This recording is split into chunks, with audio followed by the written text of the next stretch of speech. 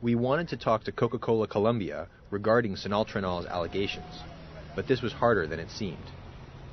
Coca-Cola's PR people in the States had said they would help us get inside the plant to hear local management's side of the story.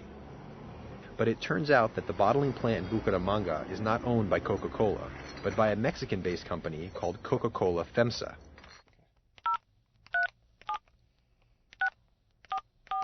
And they were less cooperative than we had hoped.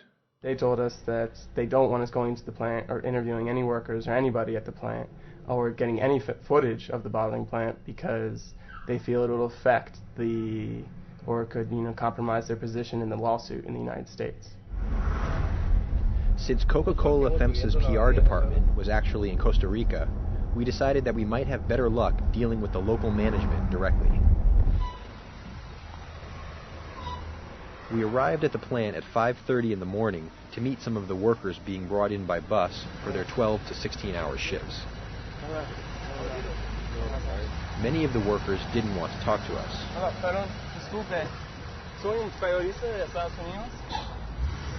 One of the union members pointed to a surveillance camera monitoring the driveway to the plant. We walked down the same driveway that the year before had been filled with hunger-striking union workers. At the gate, we tried to sweet-talk our way in. This Coca-Cola bottling plant is not actually owned by Coca-Cola Company, the multinational corporation based back in Atlanta, Georgia. Instead, they have what is known as a bottler's agreement with other businesses that pay the Coca-Cola Company for the famous Coke formula and the right to use their name and logo to sell soda.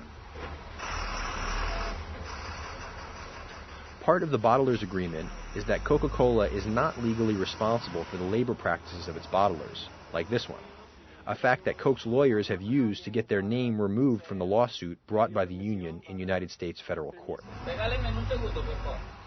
In Colombia, most of the bottling plants are owned by Coca-Cola FEMSA, the Mexican company that owns this plant. The twist is that Coca-Cola owns a controlling interest and dominates the board of directors of the Mexican company, a fact that the union's lawyers are using to try and get Coke back in the lawsuit.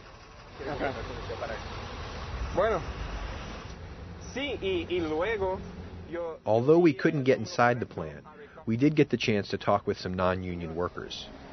Robinson Jimenez works 6 days a week as a delivery person for a monthly salary of about $250 American.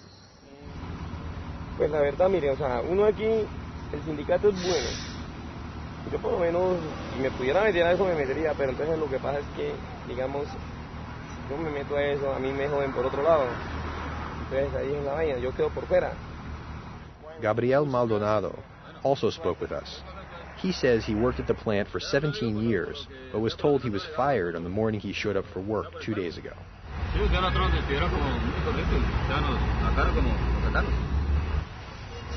Although Coca-Cola FEMSA turned us away, the public relations head of the Coca-Cola Company in Colombia, Pablo Lagarcha, agreed to talk with us at their headquarters in Colombia's capital, Bogota. People outside Colombia who have a lesser knowledge of what is going on in our country are just being misled and misinformed by accusations which are not based on reality.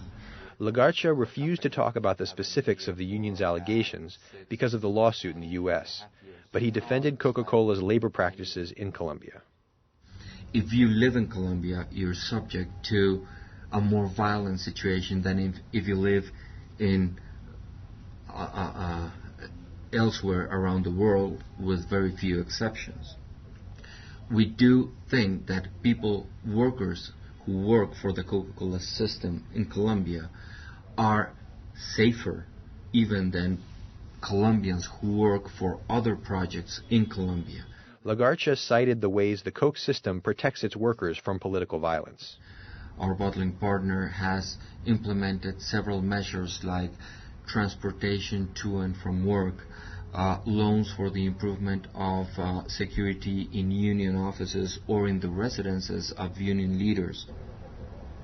Other unions that work at the bottling plants and have a friendly relationship with management expressed doubts that Coke is involved in the violence against workers. Carlos Ortiz is the president of SINALTRAINAL, a union that has also had leaders killed.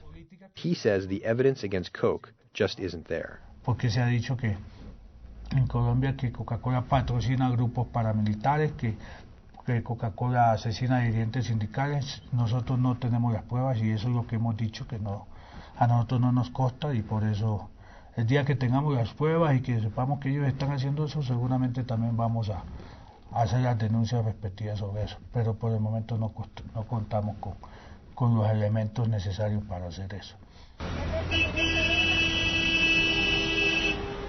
And indeed, the public seems to agree with Ortiz.